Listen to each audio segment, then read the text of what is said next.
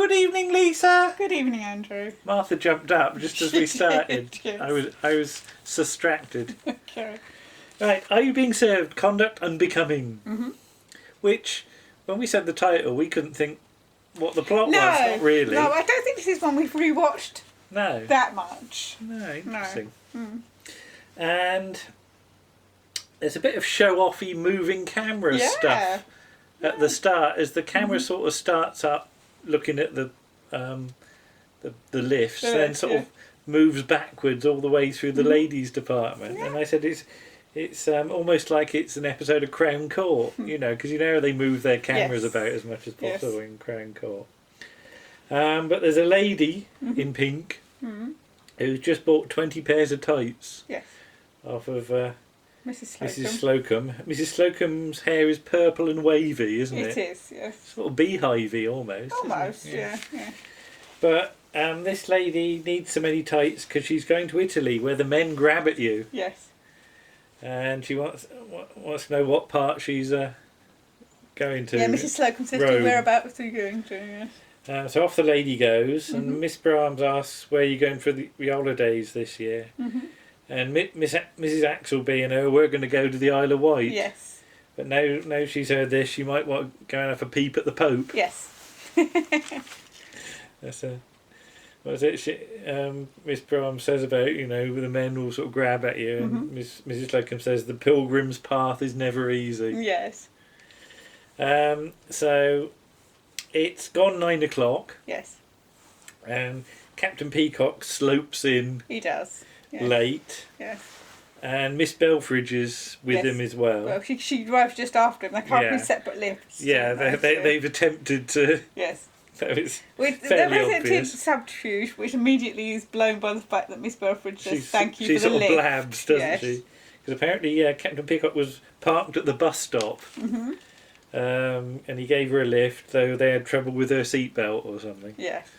Don't know quite what that involved, but and apparently they had breakfast at the Ritz. Yeah.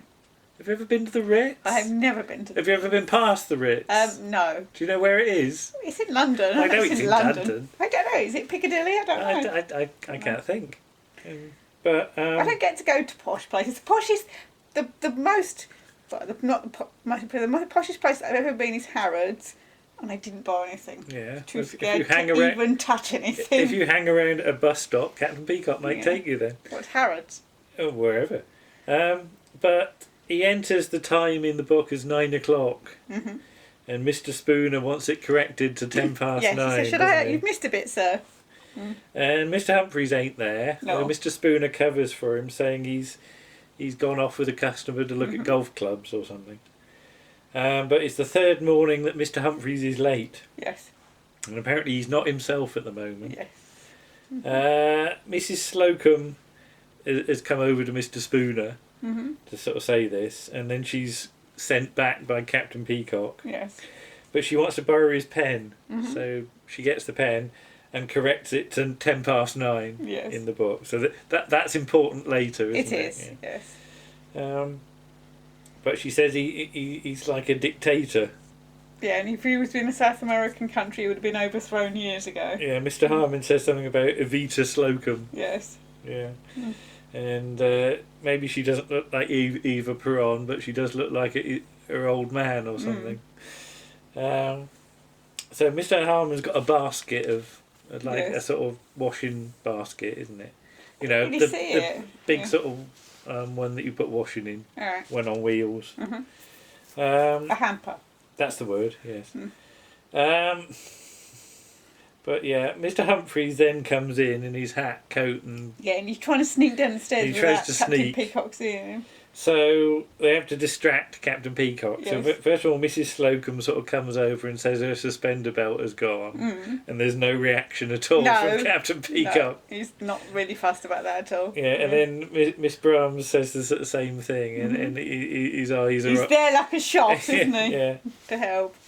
But apparently she's not wearing any, and that's, as you said, they're gone. So Mr. Humphrey sort of parks his hat, coat and case on the sort of centre display dummy, doesn't he? Though Captain Peacock notices this because it wasn't there just now, so he's wondering where it comes from. Then he finds a sandwich. There's a half-eaten sandwich in the pocket of the coat. Yeah, so he asks Mr. Humphries if he's free, and Mr. Humphries is indeed free. There we go. Yeah, he says, but why is it wearing a hat and coat? And Mr. Humphrey says it's to suggest travel. Yes. Well, it must have been on a long journey. Because he's got a half-eaten sandwich in the pocket. Which has got a bite mark in it with a gap in the front teeth. Yes. Yes. And there aren't many people like that. No. And it also says WCH initials on the thing, on the case, which all indicates that he's late again. And you know what's the cause of this peculiar behaviour? Yes. It turns out Mr. Humphries and his mother have had a tiff. Yes. Well, he bursts into tears, doesn't he? And Mr. Spooner comes over and Mr. Spooner has to translate because it's all sort of... And I love the way Mr. Spooner just knows instantly what he's saying. But once he hears this, Captain Peacock says, well, why didn't you come to me? I'm not unapproachable. But he sort of pats him on the shoulder and tells him to stand up like a man. Or as near as he can get it. And he gives him all his stuff. And the sandwich in the gob. But apparently he's over 40 and it's time he left home. Yes. So Mrs. Slocum says if he ever needs a bed, she's got one. Then a lady and a daughter. A lady with a pram. Well, the lady and the daughter, between them they have a pram. They have a pram, And they says what's in the pram belongs to Mr. Humphries. Yes. So what this turns out to be his next door neighbour and her daughter. And they've got to leave this with him. And he looks in it and he remembers the little face and pointed ears. And it turns out to be his Paddington. Paddington doesn't have pointed ears. Does he not? But isn't it the same Paddington that he's had before with the red coat? Yeah. So there's a bit of continuity. And we should say that the lady's played by Gilda Perry. Who is? Well, I'm assuming she's Jimmy Perry's wife. Oh right, I didn't know that. So. Oh, at this point. At this point, so I lose track of his marriages. Does he have more than one, though? Possibly. Okay. Well, she's in the We're Doomed. Oh yes. Docudrama. Okay. But yeah, he also says about cancelling his raspberry yoghurt. Yes. I didn't know you like your raspberry yoghurt. Do you like raspberry yoghurt? No, you have sort of coconut. I have coconut yoghurt. Yeah. But he's not coming home, and he puts Paddington in the cupboard, doesn't he? And again, that's important. Yes. It's quite clever the way there's all these little things that are seeded. Yes, quite well. At this point. So, I actually think that in some ways Jeremy Lloyd is a better writer on his own. That's interesting. Because he's almost doing, as you say, drama plots. Yeah, this is intricate, but it all comes together. It does. Think. Yeah. There's not much wasted. It's fairly sort of, as you say, it's fairly well structured. Yeah, because I do wonder, because you've now dropped most of... There's a little bit of the sort of looking at girls and things, but it's not as ever as it has been in the past. Okay. Well, I was going to say the next scene, though. We're in the canteen, and Captain Peacock and Miss Belfridge are on a little table for two on their own. No, but what I mean is there's none of the leering that we've had in the last series. Well, not really. Not as bad. Yeah, I mean, because you've lost... Old Mr. Grace. Old Mr. Grace. The only sort of object of leering is going to be Miss Belfridge, I guess. But Mr. Rumbold doesn't do that at all. No, he's oblivious, isn't he? No, he's absolutely oblivious. Yeah. It's left to the other male characters to do it. If he was doing it to her, it would be horrible. Yeah, because he's her boss. Yeah, but no, he just sort of treats her, you know... Well, he's not even really used to... He just treats her... normally, doesn't he, really? Yeah. But Captain Peacock and Miss Belfridge have got some wine between them. And she says she's going to pay for her lunch, but he's not having that. And Mrs. Slocum remembers how she used to be chatted up by men a lot, although they never got anywhere. And she used to say she used to have men coming out of the woodwork. And Mr. Spooner said something about rent a kill. He does. It's very naughty, Mr. Spooner. But yeah, this Mr. Spooner stuff. It's dulled much more down. It's not as nasty as before. It's more, in a way, it's sort of more just banter. Yeah. So as much as I hate to use the word banter. You're right. The dials have all been adjusted in the right way. I think it's interesting. Yeah. But yeah, they say about Captain Peacock's, reputation. Yes. Because of course, don't forget that you've got all the previous stuff about who was it in. He used to Novelty Candles. I can't remember what her name is. Miss Hurst. Miss Hurst of Novelty Candles. But yeah, Mr. Humphries has gone to the pub for a quick one. Yeah. And Mr. Harmon suddenly comes in and says there's a punch up down the pub. Yes. We don't see this. It's just left to our imagination. No. But some bloke objected to Mr. Humphries continually playing "I Did It My Way" on the jukebox. Yeah. I'm trying to think if I've ever. I did operate the jukebox once in the pub in Rumbold St Giles when I was about 8. Okay. I put some money in, and I remember the record coming across. Okay. That was exciting. Yeah. Trying to operate a jukebox. But yeah, Mr. Humphries comes in singing. Yes, and he's got a fag. Yeah. Yeah. What which you never see. Yeah. And he's got his sort of jacket over his shoulders and his hat, so it's obviously meant to be aping Frank Sinatra. Oh right, is it? Yeah. Oh, I didn't get that. Yeah, well, My Way is not that he's actually singing My Way, but that it's Frank Sinatra's song, isn't it? Okay. So. Yeah. Right. But Mr. Rumbold comes in and he wants him in his office, and he sort of says about. How many drinks have you had? And I like the line that Mr. Humphrey said. He's only had one. But he had a leaky glass. Yeah, so they kept having to fill it up. Yeah. But this is a serious matter. But Mr. Humphries wants it sort of said in front of everyone, whatever it is. Apparently there were discrepancies in the cash returns on the men's counter. And Mr. Rumbold had done a covert operation involving 2 £5 notes that he marked, and these have now gone missing. Yes. And apparently lots of money has gone missing recently. So Mr. Humphrey sort of empties his pockets. He's got a wallet, a hanky, some loose change and a lucky conker. I occasionally carry a conker about with me, don't I? Or some shells or something. Shells, yeah, or some interesting stones. Yeah. But there's no sign of the marked note. At least not at this point. So everybody sort of empties their pockets. I like Miss Brahms' one. She's got 35p and a picture of Groucho Marx. Yes, which is never explained. It's just random. Yes. Everybody else has got various amounts of money. Mr. Harmon's got 120 quid. Yes. Which is from his overtime. And they even go through Mr. Rumbold's wallet, and Captain Peacock finds a £5 note with a cross in red ink in Mr. Rumbold's office. Oh dear.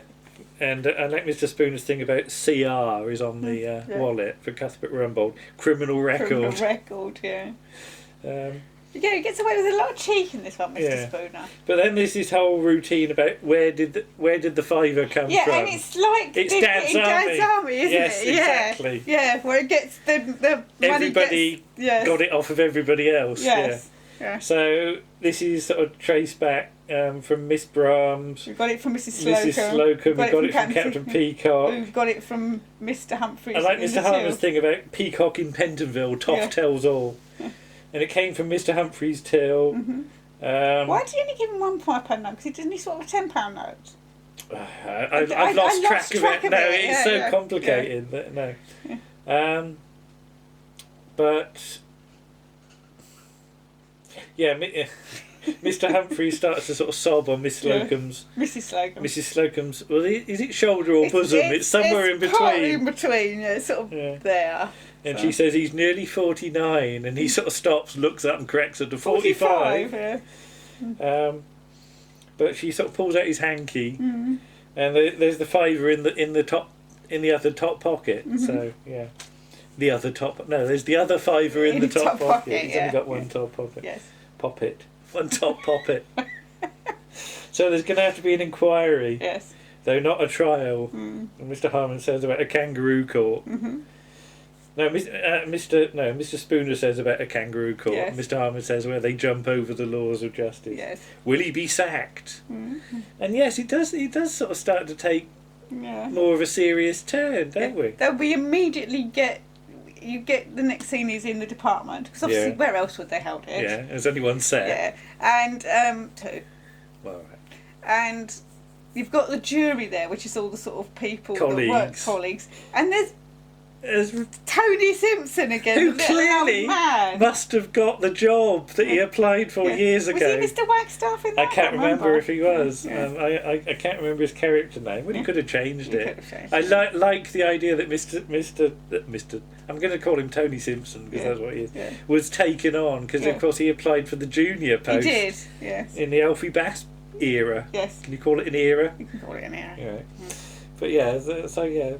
Just nice to see him again. It is. And he's sitting there with a hearing aid in, isn't he? Yeah. That will become important. And again, that's important. Yeah. But yeah, so Mrs. Slocum will speak for the defence. And Captain Peacock will present the case against. And what I said about Crown Court earlier, it's come true. It's true. Yeah. I love the idea that some camera work at the start made me think of Crown Court, and this is what we ended up with in this scene. There's an objection to Miss Belfridge being on the jury, as she might be biased, as she's up for a raise. But in the end, she goes to sit by Mr. Rumbold to take notes. Next to Captain Peacock. Who then is immediately distracted. Yes, and all the men on the jury are looking at her legs every time she crosses her legs. Yeah. So, and then Tony Sympson's hearing aid starts going, and he just goes on for far too long, doesn't it? It does. It just gets increasingly silly, and you can't hear some of the dialogue. No, you can't, because it's so loud. Yeah. Maybe that was what the visual effects were. What? That's just noisy. I don't know where Colin Mapson's got a credit. There's the credit for special effects. We can't work out why visual effects. Yeah. And we haven't got a clue why, but you know, because there's no display thing that explodes or anything. Yeah. But I like the way Tony Sympson said, if I ever saw a guilty face, it's him! And he pointed at Mr. Rumbold. Pointing at Mr. Rumbold. And he's sort of bundled off, isn't he? Go wait down by the exit for me. Yeah. Because Mr. Harmon gives him a lift or something. To the bus stop. Yeah. Just to the bus stop. Just to the bus stop, yeah. So, they have to read the charges against Mr. Humphries. Captain Peacock has to examine the defendant, although he's not keen. Yeah. He denies the charge. And then he starts on this rambling, sort of chatty explanation about his mother, who's taken up with a man that she met in the park. He was jogging and she was feeding the ducks. And he's in the spare room, and that's Mr. Humphries left home. And then he put a load of change in the till to change it, because he had a load of change. Yeah, he took his change out of his piggy bank and put it in the till. And then took the £5 note. Yeah. He didn't mention it before because, of course, he was a bit drunk. So. Yes. But then they sort of, Mrs. Slocum tries to point out the lack of honesty of Captain Peacock, entering the false time of arrival in the book, and Mr. Rumbold says that any sort of dishonest action could make people under suspicion. So he's going to be cross-examined. The jury is distracted by Miss Belfridge again. Mr. Spooner says, is it Mr. Spooner or Miss Brum says about 12 angry men on no budget or something. It's both of them, isn't it? Yeah. I think one says one thing. And I wonder if one of them's thinking of Tony Hancock. Yeah. Mrs. Slocum does the full clutching of lapels that you'd see in Crown Court by your QCs. By various barristers. Yeah. Are you Captain Peacock of Rice Brothers? No, I'm a rice pudding maker from Epping Forest. Don't be stupid, of course I am. And he sort of explodes about a damn stupid charade, and Mrs. Slocum says this could be evidence of a disturbed mind. And And she says about how he's desperate for money. He's got 2 Parker pens. I don't see why that's particularly Obviously, damning. Parker pens are very expensive. He can afford the Ritz, and she don't mean crackers. Yeah. And they go on about the false arrival time. And Mr.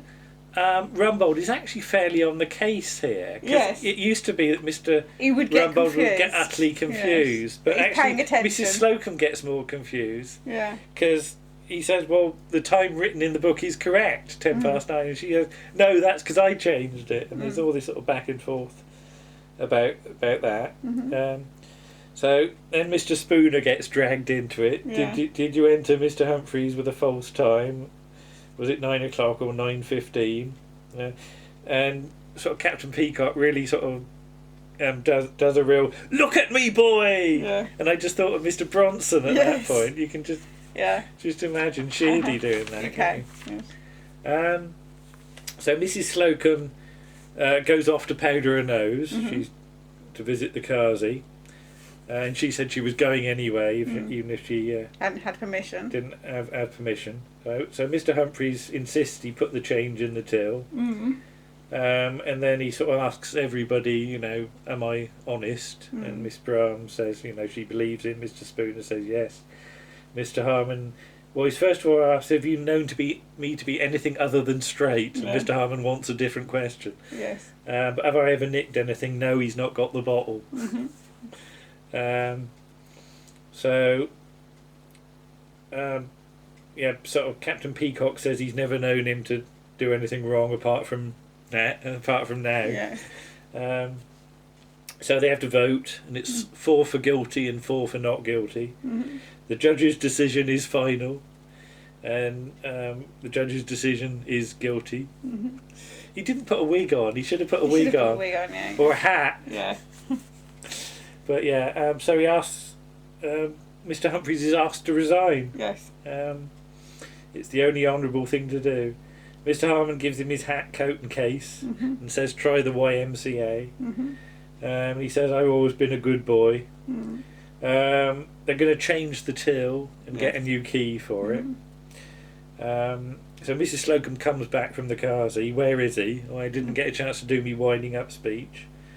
And Mr. Rumbold sort of reminds us it's not just this incident, there's over £50 missing. But Mr. Harmon looks at the till and there's a load of missing money jammed at the back. Yes. Have you ever had that? I've had, yes. And in our case, it jammed the till. Yeah. So I don't quite see how... But this isn't one of these old mechanical jobs, isn't it? Arkwright one, isn't it? Yeah. So Mr. Humphries... he's left, hasn't he? Yes. But then he comes back for his Paddington, and they realise it wasn't him. Yeah. The phone goes, and it's his mother with a message, and apparently the bloke's left or something, or let her down. Yes. And Mr. Humphrey says, leave his jogging shoes outside the gate. I'll come back, and he sort of wishes if only Paddington could have talked. Well, mind you, they might have learned too much. I don't know. Yes. Miss Belfridge runs over and gives him a big kiss, and she says she was always on your side, and he says if she does that again, he might be on her side or something. And that's the end. Best shot is the towards the end of the credits when you've got a nice tableau of the till open with some money and Paddington stood against it, as though it's all, you know, it's a rather arranged shot, but it sums up the episode quite nicely, I think. And we wondered about the visual effects credit because I couldn't spot any. No. But that was all right again. Yes, there's two in a row. Again, it's a marked improvement on the previous season. And the precision of the plotting this time is certainly not what we've had for a while. No. No, it's very, very intricate. And things that are laid down pay off later. It's structure all the way for once. So yay! And I know you don't like ones when sort of they don't like a person. Well, it's not they don't like him, because even though they suspected him of stealing, they still liked him. But this is because we've had it with like Mrs. Slocum or sort But of. that was more nasty, that Yeah. one. And the Mr. Granger one was more nasty. It seems that when they do this with Mr. Humphries' character, because of the way the character is, and everybody likes it. and everybody likes him, it's not done in that way. Okay. So gosh. Yes. What's next? Memories are made of this. Okay. Yeah. We shall see you then. Yes. Bye-bye. Bye.